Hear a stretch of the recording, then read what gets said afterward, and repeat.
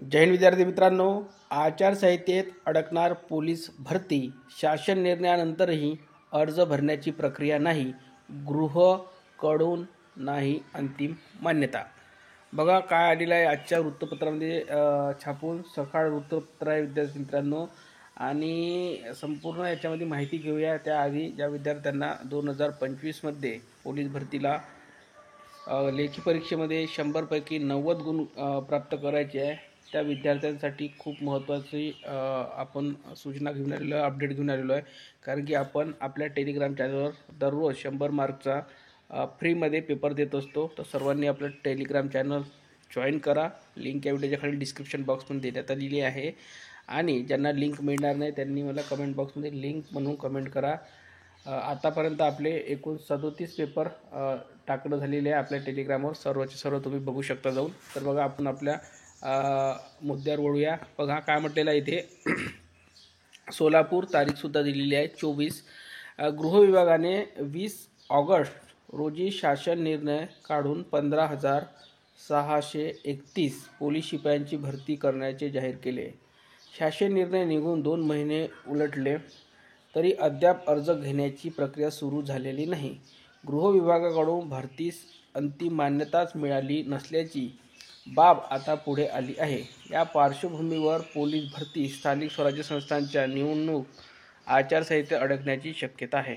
पुढे बघा काय म्हटलेलं आहे, राज्यात 1 जानेवारी ते 31 डिसेंबर 2025 पर्यंत रिक्त होणाऱ्या पोलीस शिपायांची पदे भरण्यात येणार आहे।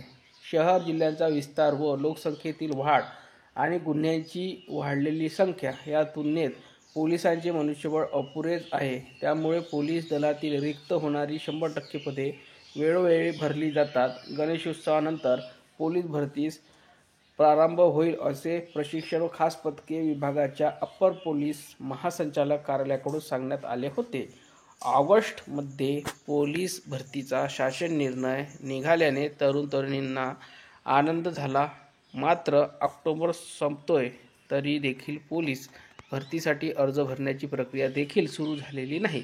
गृह विभागाच्या अंतिम मान्यतेनंतर भरतीची प्रक्रिया पुढे सुरू होईल असे वरिष्ठ सूत्रांनी सांगितले। नोव्हेंबरमध्ये पहिल्या टप्प्यातील स्थानिक स्वराज्य संस्थांच्या निवडणुका जाहीर होतील। जानेवारीपर्यंत या निवडणुका चालणार आहे।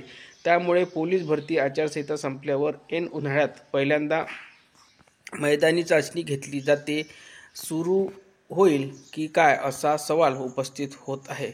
बघा पुढे काय म्हटलेलं आहे, वयोमर्यादा वाढलेले उमेदवार थकले। राज्य सरकारने आगामी पोलीस भरतीच्या अनुषंगाने 2022 ते 25 पर्यंत वयोमर्यादा ओलांडलेल्या तरुणांसाठी मोठा निर्णय घेतला।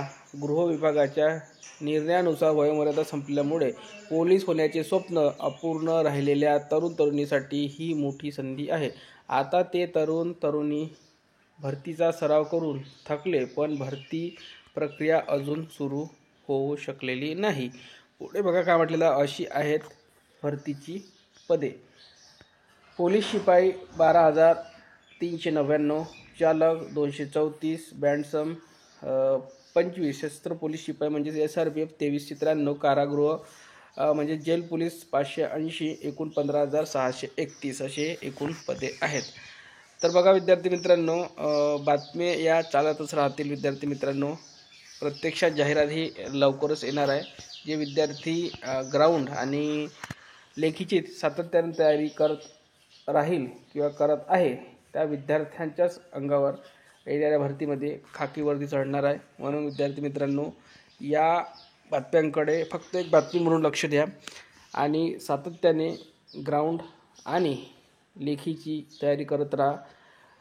तुम्ही जर बातम्याकडे लक्ष दिलं आणि तुम्ही जर ग्राउंड आणि लेखी करणे बंद केलं तर विद्यार्थी मित्रांनो तुमचंच नुकसान होईल आणि तुमच्या जागेच्या ऐवजी दुसरा विद्यार्थी हा पोलीस होईल। म्हणून विद्यार्थी मित्रांनो, थोडंही टेन्शन न घेता ग्राउंड आणि लेखीची तयारी सातत्याने चालू द्या। धन्यवाद।